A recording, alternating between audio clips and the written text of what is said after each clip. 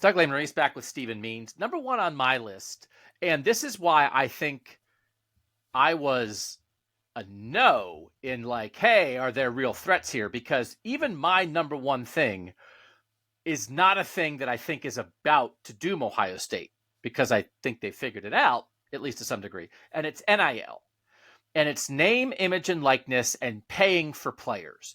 And the thing that to me is the threat is an even greater acceleration of it, is a world where every collective south of the Mason-Dixon line is raking in $75 million a year and saying, we'll pay $15 million for our starting quarterback. And Ohio State, and with all the collectives they have, and the emphasis is just absolutely cannot compete because the South goes bonkers. Because there's not a limit on it. The NCAA is not able or willing or wanting to rein it in at all. And maybe it shouldn't be reined in. Players should be able to make money, but there's not a salary cap. There's not a world where it's public, and it's just under the table stuff that's over the table. And kids just can't, as much as it feels like right now in this class, Stephen, Ohio State's got it figured out. They just got Justin Scott. They didn't get Caleb Gowns. They didn't get Keon Keeley last year. We've had that discussion. To me, it's we get to the next round of this, and right when we think NIL is settled down, it's that the schools in the South are like, oh, wait, now we get it. $100 million a year. And Ryan Day is saying, hey, we need $13 million a year to keep our roster together. And Texas A&M is like, we pay $13 million for one guy. Yep. So I don't actually think that's going to happen, but I don't think it's impossible. And I think it's not, to me, the threat is not that Ohio State's not good at it, but that the teams in the South just accelerate to a level that it's like, okay, this is just a world that there's no chance to compete in. That was number 2 on my list. And it's partially an inside the program thing and partially an outside the program thing. Because part of this is rooted in, regardless of what they can and can't do. Last year it was a can't, this year it's a can. But it's also the question of what you're willing to do and willing to not do. Ohio State's not going to play the game. They're not going to do it. They are never going to dive headfirst into the idea. Like if they sit down with a kid and it feels like this is only an NIL conversation, they're getting up from the table. Period. That's the way they've decided to go about things. And I understand that coaches, people involved in the program technically shouldn't be involved with the collectives, but let's be real here. Nothing's getting done here without Ryan Day's approval, the same way nothing's getting done in Tuscaloosa without Nick Saban's approval, and on down the list of all these college football coaches. He's not sitting in his office oblivious to what's going on here, and so we shouldn't be either. But they're not going to do it. If it's a tiebreaker, that's a conversation they can get into, which is where you think this year's Keon Keeley, this year's Caleb Downs, this year's Damon Wilson, this year's Mateo Uyunglele ends up at Ohio State, because that's a tiebreaker conversation and not a conversation starter. But you can't guarantee every year there's going to be 25 kids who aren't going to want that to be their starter, especially when you're trying to recruit kids in the SEC, recruit kids out in Texas, recruit kids out in California. You can't guarantee that every single year. What if you have a class where only 9 kids have that mindset of like, I'm not going where the place is giving me the most money? What if everybody else in the country takes the other route?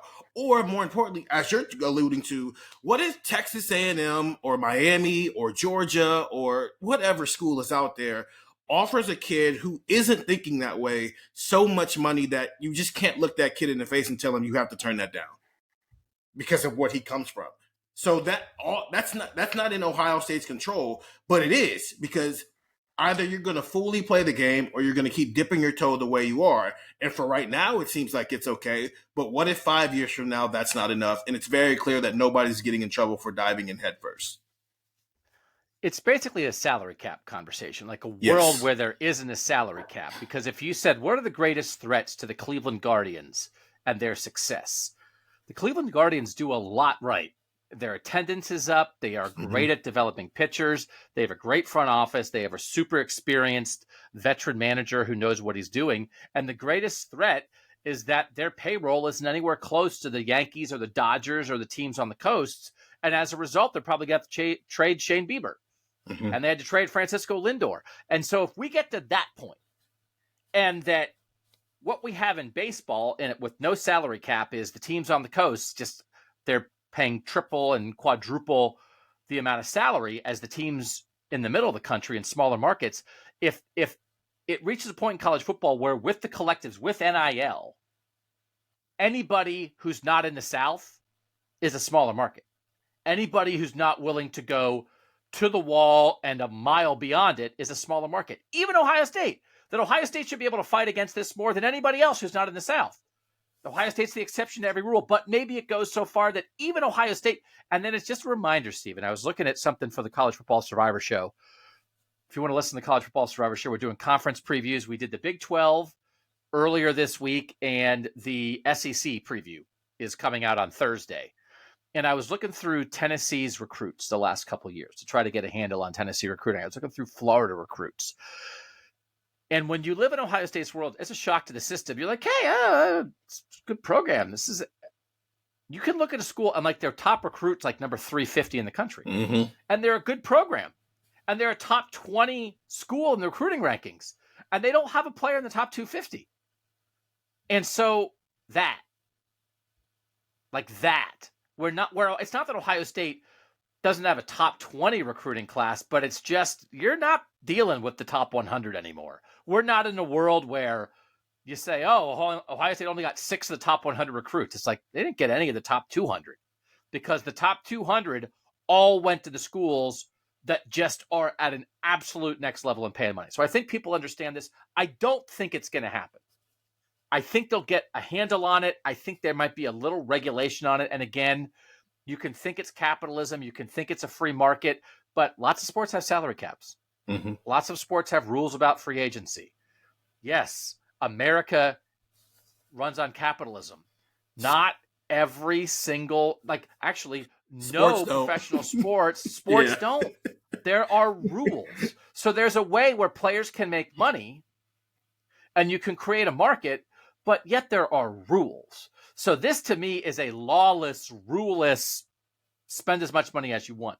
I don't think that's where we're going to be 5 or 10 years down the line. But if we were, to me, that was the greatest threat. It was 2 on your list. What's next on your list? Next on my list is just the Big Ten enters a golden age of elite national title level football teams.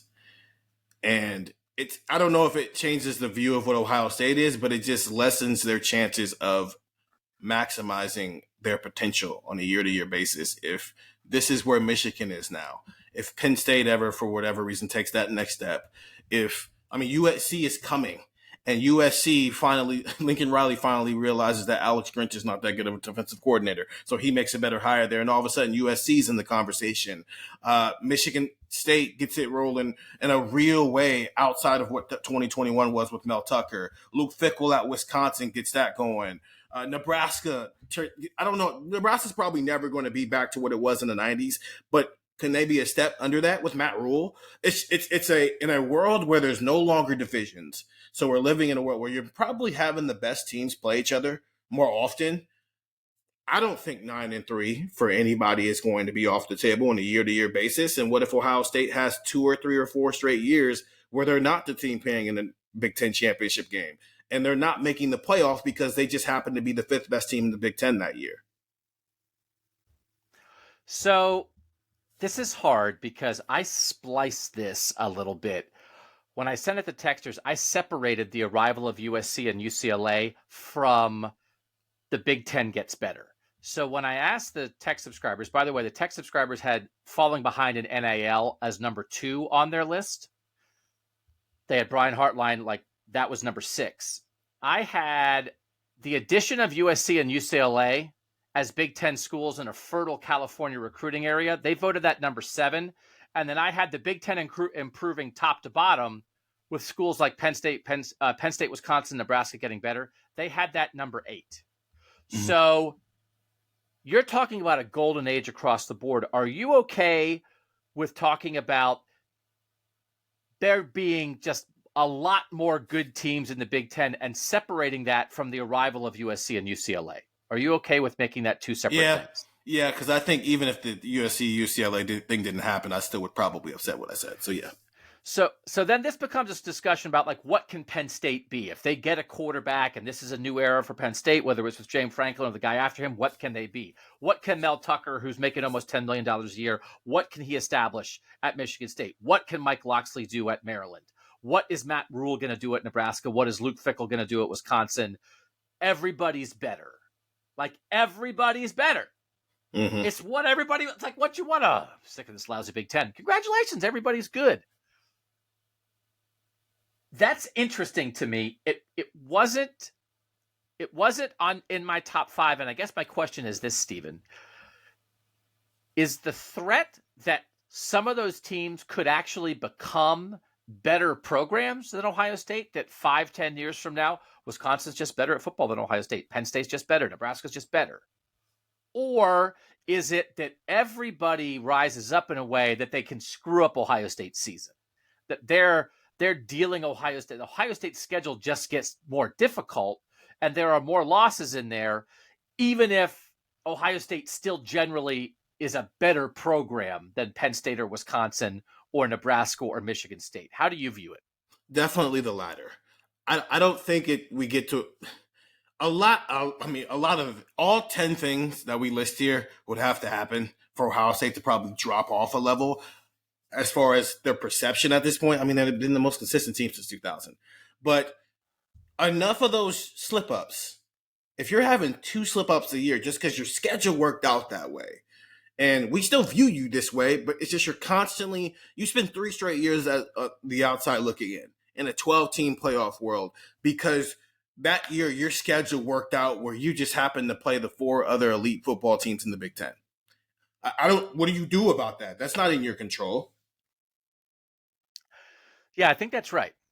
I think it's very hard for me to envision a world without something major happening where like Wisconsin's just better at football than Ohio State. Mm-hmm. But I can envision a world where Wisconsin beats Ohio State more than once every 10 years.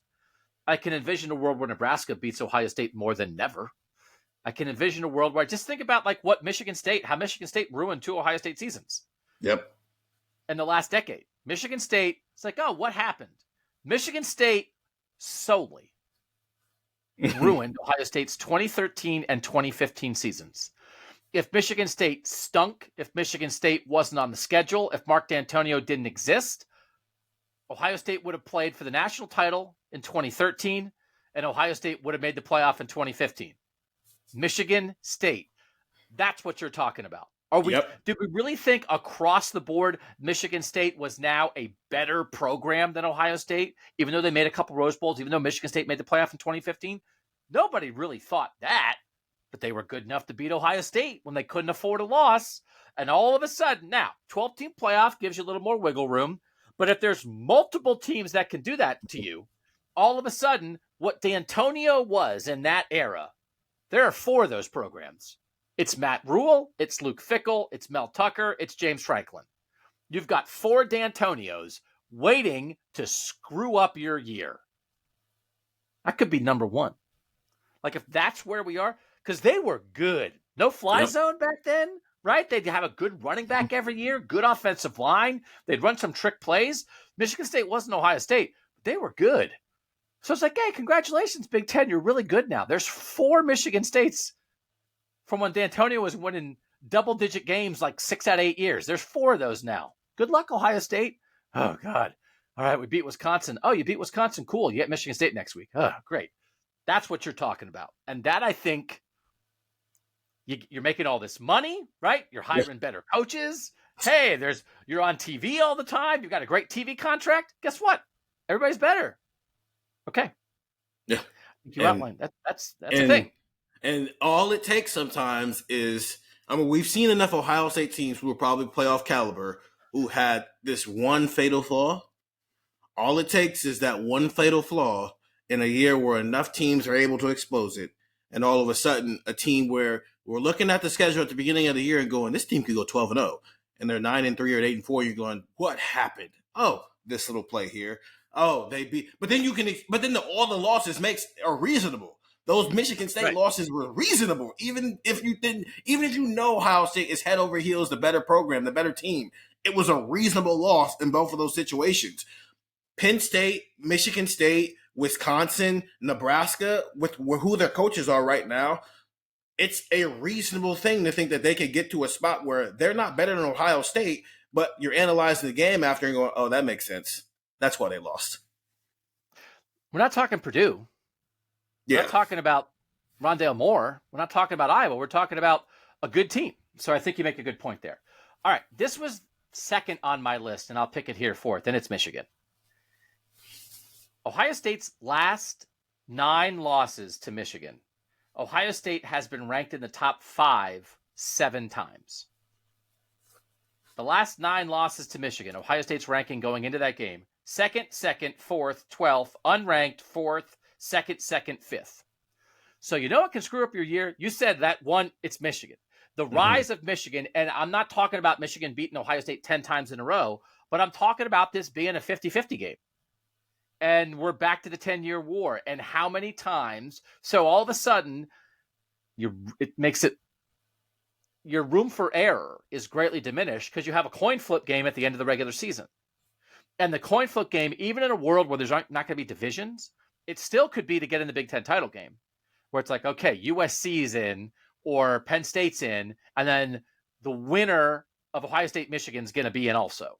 But if you lose that game, now maybe the Big Ten will get 3 teams in the playoff. I think a lot of years they will, but also Wisconsin's pretty good. And all of a sudden, losing the Michigan game, if it's your second loss, I've said I think Ohio State's in with 2 losses every year of the 12-team playoff, and I think they might get in with 3 sometimes. But I still don't think, like, a Michigan loss, I still don't think is a shrug. And it might be when we're talking about a threat to Ohio State, it's like, oh, they lost to Michigan. Now they had to go on the road in the first round. They made it, but they were a 10 seed, and they had to go to Tennessee on the road in round 1, and they lost. And it's, if they had beaten Michigan, they would have made the Big Ten title game. They could have won the Big Ten, and they would have been a 2 seed. So you still make the playoff, but now if you lose to Michigan, you're a 10 seed instead of a 2, and it greatly diminishes your chances of winning a national title. And if that happens enough times, we'd be at a place where it's like, well, yeah, they make the playoff, but my gosh, they're barely squeaking in and they're losing in the first round all the time. And it's because the Michigan game is tripping them up a lot. So this I think could happen. I think we could get to a 50-50 game in this series where over the next 10 years it's 5-5. I think that's possible.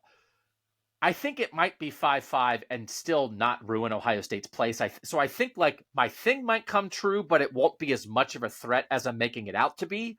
Because if it's your only loss and then you're still a 6 seed, then you're fine, whatever, right? There's going to be some wiggle room. You might get a rematch in the Big Ten title game and you can try to go beat them again there. But it's a reminder after 2 decades of Ohio State whooping Michigan's butt. It's like, oh, it's a rivalry, but you're not that worried about it. When Michigan's good, they screw up on good Ohio State seasons by beating Ohio State. 7 of the last 9 times they beat Ohio State was a top 5 team. It's not that Ohio State's bad. It's that Ohio State's good and Michigan beats them anyway. So I had it number 2 on my list. We're drafting it 4 here. Where did you have a Michigan conversation? It was 4 on my list, and it's the 2022 formula where Ohio State's a playoff team. They had to play the national championship game in the semifinal because they lost to Michigan. If we're being honest here, the national championship game was played in Atlanta, and Ryan Day would have 2 national championship game appearances if he beats Michigan. And you apply that logic, you just mapped it out. Now you're making your road to a national championship game in the playoff world that much harder, which means you're opening yourself up to more slip-ups. What if you have to go to Tennessee? What if you have to go to Bama? Because Bama's rated high and you're not rated high. What if you have to go to, I don't know maybe you'd go to USC, or maybe we have to go to Texas. Maybe you have to go to Florida State. Maybe you have to go to Georgia. It's just, you're putting yourself in these situations to make life harder for yourself. And I don't know, maybe you come out of that and win some national championships anyway. I mean, you did it in 14, but do you really want to live in a world where fans have to be ticked off and frustrated and depressed for what would be 3 weeks now before the playoff starts, and they have to be reminded every playoff series that, hey, Ohio State's good again, even if they keep losing to Michigan? And I think having threats is reasonable. Like everybody should be threatened. It's like just because you're good Yeah. doesn't mean you don't have a chance of losing. So this just might be the new norm, and it's a threat that exists, but it's not the way that Ohio State fans or the program has had to think for the past 2 decades. Because yes, you always respected Michigan. You always knew anything could happen in a rivalry game. Go back to 2013, go back to 2016, go back to the games when Michigan was right there when they maybe didn't have a right to be. But you knew you had the better team. This is more about like, I don't know, Ohio State's good, but maybe Michigan's better, which might be the case this year. So this is just like good Michigan just makes it harder. Which is number 5. What's next for you, Stephen?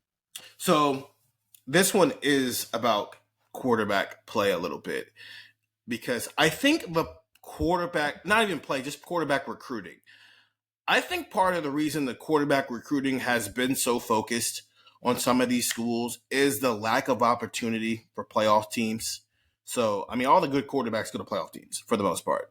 They go to USC, they go to Alabama, now they're going to Georgia, they go to Clemson when there's a cultural fit there, and now they're going to Texas. In a world where there's 12 teams making the playoff, does that in some way rearrange a kid's thinking about where it's possible? Because Aaron Nolan has to come up from Georgia. CJ Stroud had to come from California. Quinn Ewers had to come from Texas. Kyle McCord had to come from Philly, so that's a little different. Slash New Jersey, so that's a different conversation. But what if just more of these quarterbacks stay home? Because they can. And so, yes, Ryan Day is great at developing quarterbacks, but it also helps to develop a quarterback who's a 5-star or a top 50 recruit. I don't know. I don't know if Lincoln Kingholz ever starts a game here yet. But but we could reach a point where that 2023 recruiting class, does that become a norm? Does it ever? And that's on the table in a world where more of these quarterbacks feel like I don't have to go to the Midwest to make the playoff. By the way, the Texters had the continued rise and success of Michigan, number 3. So they had falling behind in NIL, number 2, the rise of Michigan, number 3. I think this is a really interesting category that you bring up. I didn't have something like this that I sent out to the Texters. I think it's a really interesting way to think about it, though, because I did have something else about the 12-team playoff, but I do think it's one of these things where if you believe the 12-team playoff gives more schools opportunity and makes more schools attractive and evens the playing field a little bit, it pulls down the top. So if you're at the top, you don't want to even level the playing field. You want to stay on the tower. And it's like, oh, so a world where, because the point you're kind of making is there's probably not enough quarterbacks in Ohio for them to be like, well, who's Ohio State's quarterback? Well, our Ohio State's quarterback every year is going to be the best high school quarterback in Ohio and Indiana. We'll just take the best one, and that's the guy. Now, you could take in Drew Aller. Okay. Tavian St. Clair. Okay. Like, I'm not saying it would never happen, right? But they've also had a whole bunch of quarterbacks lately who are not from Ohio. And if all of a sudden the playing field gets leveled to the point that there's like 30, because people are like, oh, what if there's like a top 30? What if all of the top 30 is kind of the same? So all the Texas kids stay in Texas, and the Georgia kids stay in Georgia, and the California kids stay in California, and the Philadelphia kids go to Penn State, and the Florida kids stay in Florida, and it just becomes more regional in recruiting, because what Ohio State does successfully is recruit regionally at the spots where you can recruit regionally and lock down those guys in your state, but they've always had to go for skill guys. It's just the way it's been. They've always had to go outside the boundaries to get some receivers, and lately it's been to get some quarterbacks. Listen, Troy Smith's from Ohio. Rex Kern's from Ohio. Braxton Miller's from Ohio. Doesn't mean you can't do it. But, man, if you're leaning on that every year and then hoping to pull in a South Dakota kid every now and then, you're not going to be who you are now. Joe Burrow's from Ohio. Okay, that would have worked out, right? But they built this. They've built this by going national. They've built this by Ryan Day choosing a quarterback, not recruiting a quarterback. He's picking who he wants. And all of a sudden, if the top 15 quarterbacks in the country, none of them are from the Midwest, and none of them feel like they have to go to Ohio State, we've created the world that you're talking about. And there have been some very good Ohio quarterbacks who have come to Ohio State. It's not the norm, because nobody expected Troy Smith to be that. He was like a 3-star recruit or a low-level 4-star recruit. Justin Zwick was in his class. He was supposed to be that dude, and he ended up not being, as a 5-star quarterback from Ohio. Braxton Miller, was a 5-star quarterback who ended up being a 5-star talent, even if they didn't necessarily win national championships. Cool. Cardale Jones struck lightning in a bottle for a month and a half. He was not the plan at all. Joe Burrow had to go to the South to get an opportunity while also being paired with two dudes who might be two of the 5 best wide receivers in the world right now. Like, a lot had to go right for Joe Burrow to turn into that. So it's even with the Tavian St. Clair, I do think there's some 5-star potential there, but we have to remember he doesn't get to develop that 5-star potential the same way that some kid in Texas or some kid in California does who can play football year round. He can't play 7-on-7. So there's going to be a learning curve when he gets here, even if there's boatloads of talent to go to. And maybe we underestimated that with Kyle McCord too, because to my knowledge, I don't think Pennsylvania can play 7-on-7 either. That's most of these Midwest places. So there's going to have to be some patience with some of that. And you can't always be patient at that position. There's not, and I'll add this extra caveat. Who's historically the best quarterback school in college football? Because I don't know if anybody's ever just held on to that run for a decade. You have moments like USC with Carson Palmer, Matt Leinart. Like, teams have had moments. Alabama's having a moment right now, but we'll see. We're not really sure after Bryce Young. After you've had Tua, Mac Jones, and Bryce Young, and I'll throw Jalen Hurts in that as well because he played in national championships. Do we think that keeps going? Lincoln Riley's first dart at it with a guy he actually had to recruit and develop didn't work. It's not normal to have elite quarterback play for a decade. And so while Ohio State's off to a good start, you're always one bad decision away or one bad recruiting class away from that journey of being an elite quarterback school from falling off the table. Listen, the Miami Hurricanes had awesome quarterback play for a long time, right? Mm-hmm. Jim Kelly, Vinny Testaverde, Bernie Kosar, Gino Toretto won a Heisman there. Like and we don't talk about that now. That's not what Miami football is. So like your point that like you maybe don't have a 40-year run of great quarterback play. It's hard, man. Is interesting. And elite quarterbacks matter. Elite quarterbacks are hard. There's at least 2 or 3 or 4 or 5-star quarterbacks every year. All of those don't pan out. There's probably maybe 2 quarterbacks per class that pan out. I follow this account on Twitter who's always showing off classes and they've been doing this run of the top quarterbacks in like the 2014 class, the top 20 quarterbacks in the 2015 class. And there's so many people listed before Joe Burrow. I have no idea what happened with them. Joe Burrow's clearly the best one now. He's so low down that list. And so quarterback evaluation, quarterback development, that's hard, man. So the fact that they've hit now 3 in a row at Ohio State, that's something to applaud. But it also doesn't mean the next 3 are going to be just as good. All right, number 6 on the list. This was number 3 for me. And it's a little bit tied to the NIL stuff, but it's just the demographic and population shifts to the South just continue to make it the South rules. And it's even without NIL. That's where all the players are. That's where more of the talent is, not all of the talent, but that a trend that has been taking place for decades. Used to be a time that the best talent you could find in high school football was in Western Pennsylvania. That's not the case anymore. And it just gets amplified. And it just gets harder and harder and harder. So it's tied into NIL. It's another way to say the power in the South consolidates even more.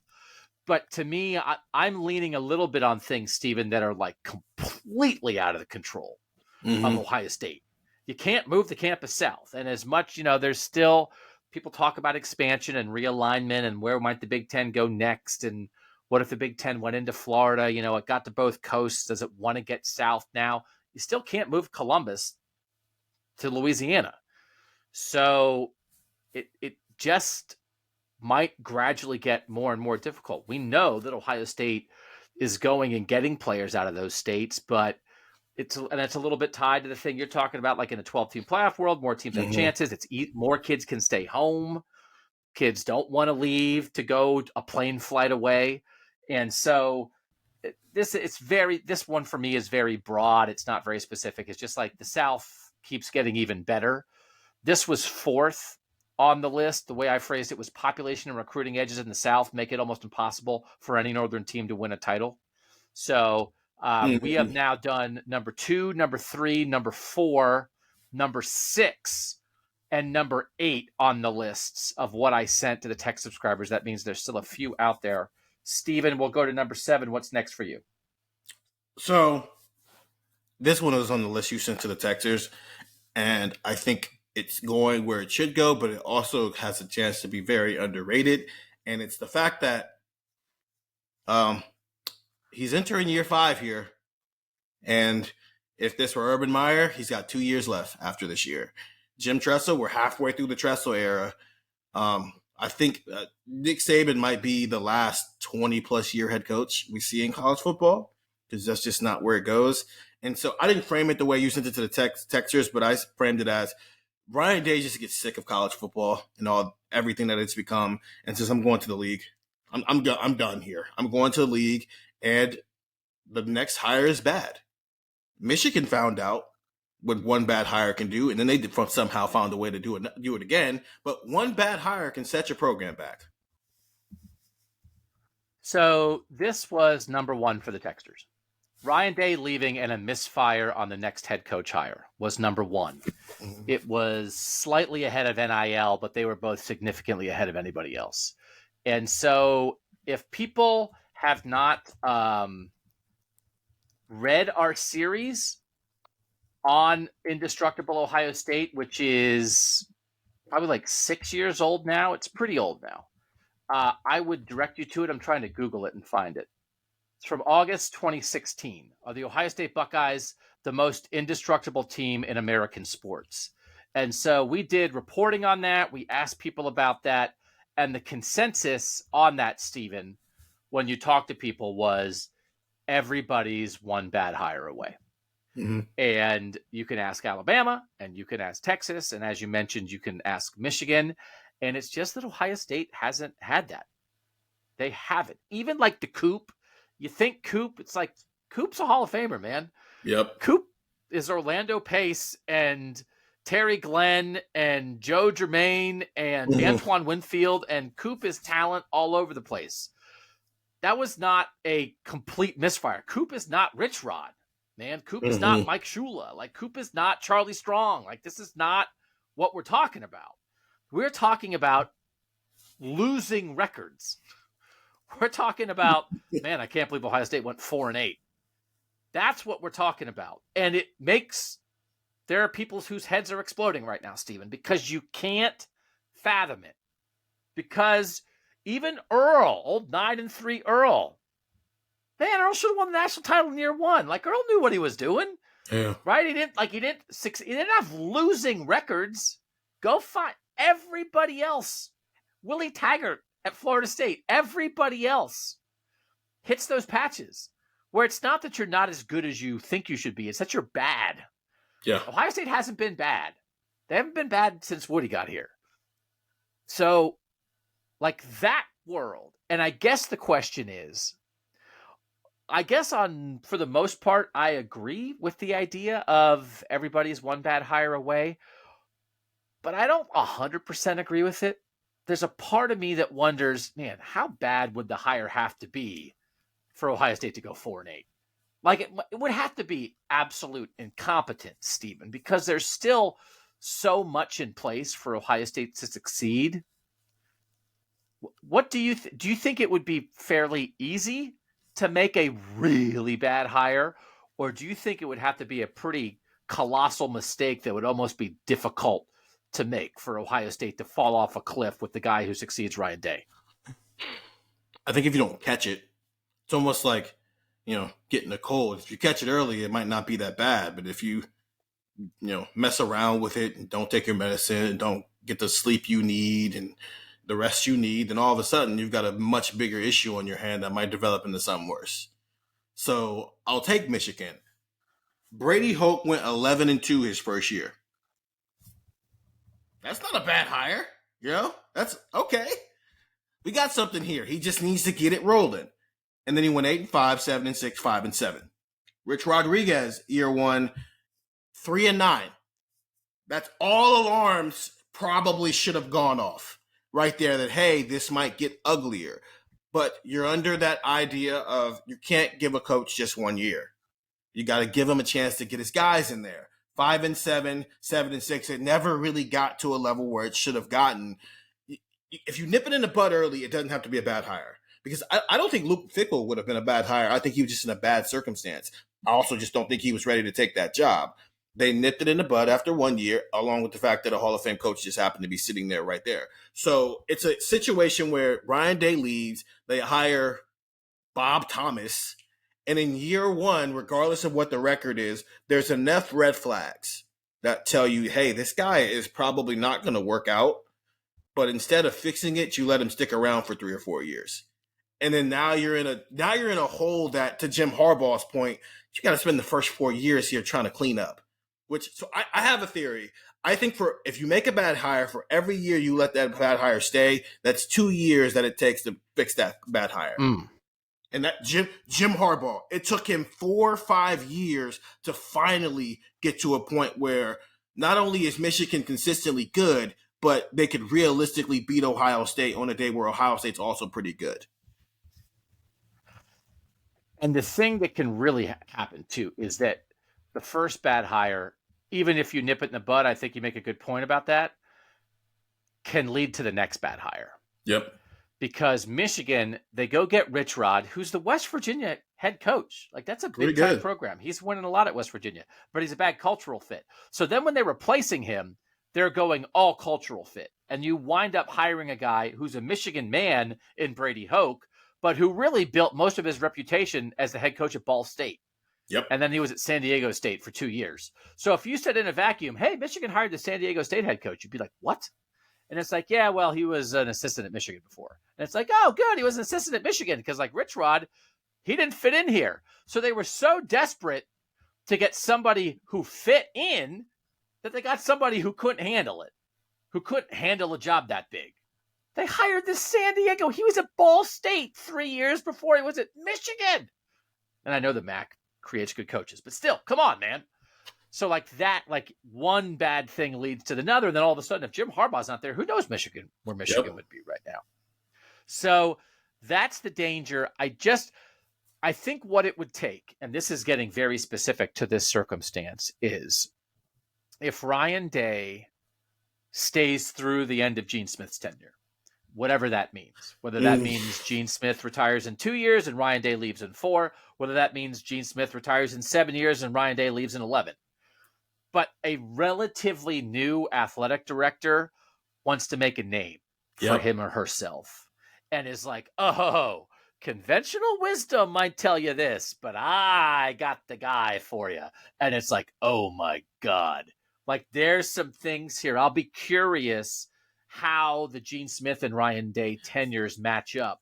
Because, and then frankly, you could make a bad AD hire, which leads to a bad head football coach hire. Now, there should be a raft of qualified and experienced athletic director candidates, whether it's Martin Jarmond or Pat Chun or anybody else. There's a million people out there on Gene Smith's tree, or you could just go get somebody with no Ohio State ties who's really good at this job.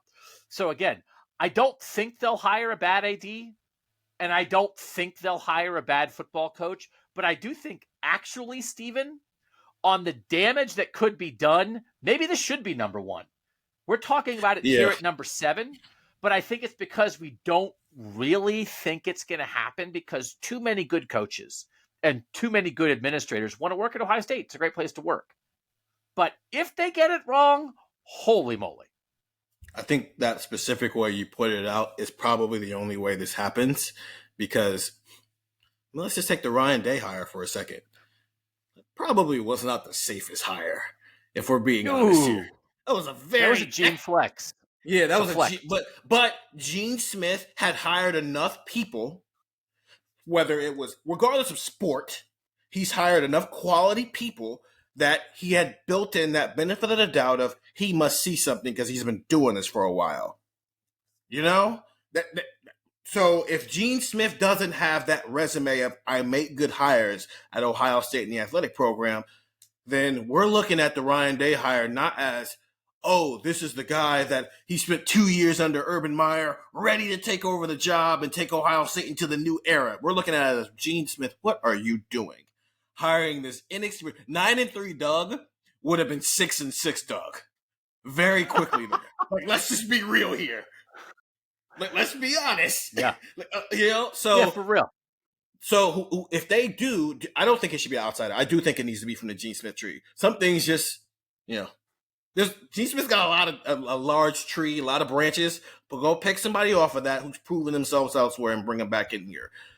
If that guy tries to hire Ryan Day, we should be on alert of something's not right here, because there's no reason for us to believe that this Ryan Day is going to work out just because it worked out last time.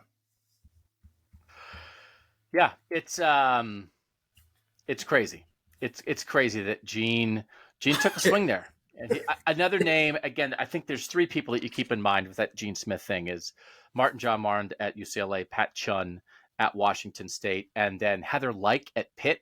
Yeah. Has been an athletic director for a decade. She went from Ohio State. She was assistant AD for 15 years at Ohio State, and then went to Eastern Michigan, which is where Gene made his bones in 2013, and then's been at Pitt since 2017. So those are probably the three leading candidates. But again, Gene has a very long and distinguished list of people.